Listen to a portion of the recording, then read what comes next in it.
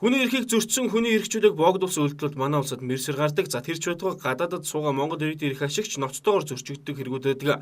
Тиймээс Монголд хүний эрхийн чиглэлээр үйл ажиллагаагаа явуулдаг хүний эрхийн үндэсний комисс нь өөрийн гэсэн захиран зарцуулах төсөвтэй уг төсөв нь боломжийн хэмжээнд байх хэрэгтэй маа. Тэр хэлсэнчлэн Монгол хүний эрх дотооддоо болон гадаадын орнуудад ч зөрчигдөж байгаа учраас гадаад дотоодд гарах зардал өндөр. За гол нь түргэн шуурхаагаар эрхэн зөрчигдөж байгаа иргэндээ хүрчүүлэх нь чухал юм а. Гэтэл эх оны төсөвт хүний эрхийн үндэсний комиссийн төсвийг тодотгож 700 гаруй сая төгрөгийг төсөвлөж энэ нь өнгөрсөн жилийнхээс 100 сая төгрөгөөр дутуу болж байгаад холбогд халдмын хүмүүс болоод олон нийтэнд бухимдалтай хандж байна. Харамсалтай нь төсвийн байдал маш их хүндрэлээ. Энийг бас олон түмнийхэн сонорт хүргэе гэж бодож байна. Одоо ингээ он дуусах гэж яадаг. Бид мөн сая та нартаар нэг 5-10 минут хожигч орж ирж байгаа шиг байна. Комиссийн хурал хийгээд харлаа. Яагаад гэвэл зэрэг өнөөдөр бид 30 сая төгрөгийн өртөө сууж байна.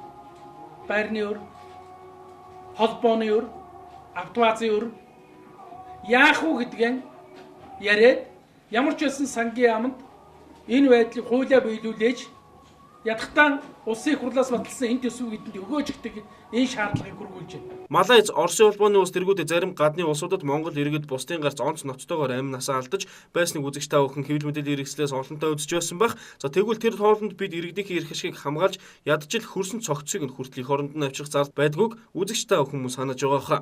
Монгол улсын хүний эрхийн үндэсний комиссийн тухайд Аз намхан талайн орнуудын хүний эрхийн байгууллагуудыг тэргүүлдэг. Гэтэл албаны хүний мэдээлж байгаагаар жилд 2 удаа болдог хуралдаа ч очих зардалгүй байдаг тухайгаа хэлж байна. Тэр ч байтугай саяхан болсон хуралд зардлаа төсөвлөх боломжгүйгээс болоод очиж амжаагууд олон улсын байгууллагаас дургуйслал илэрхийлж сануулга өгсөн тухайч мөн мэдэгдэж байна.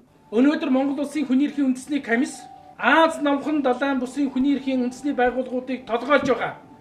Жилд 2 удаа хурал болдог. Яах вэ одоо вэ?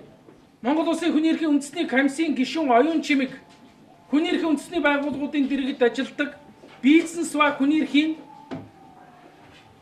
ажлын хэсгийн гишүүн болсон Улаанбаатар тулсан хурлаар сая 11 сарын хуралд нь очиж чадсангүй мөнгө байхгүй учраас надад сануулга ирсэн. Танах ажлын хэсэгт 2 удаа хурал ирэхгүй бол танахыг хаснаа гэж. Монгол улсын жинхэнэ баялаг нь эцсийн дүндээ ард иргэд газар нутаг хэл соёл баймаар юм. За гэтэл өөрсдөө байсан баялагаа шавхарч гадны улсаас авсан зээл тусламжаа зарцаачснаасаа болоод ард иргэдийн амьдралыг хөсөр хайж за мөнгөнд хөлөөсөн амьдрал нийгэмдэр хөвөрсөр байна. Мөнгөтэй хүн за мөнгөгүй хүн биш болсон гэх ардын бухимдсан сэтгэлийн илэрхийлэл үнний ортой за хүнээсээ дээгүрт мөнгө эд баялаг материалын зүйлийг тавьдаг болсон энэ нийгэмд хүний эрхийг ярих нь инээдтэй зүйл шиг болсон. Тэгвэл түүнийхэн том баталгаа нь Монгол улсын төсвийн байгууллагуудын хамгийн бага төсөвтэй хүний эрхийн үндэсний комисс байгаа нь харамсалтай юм а.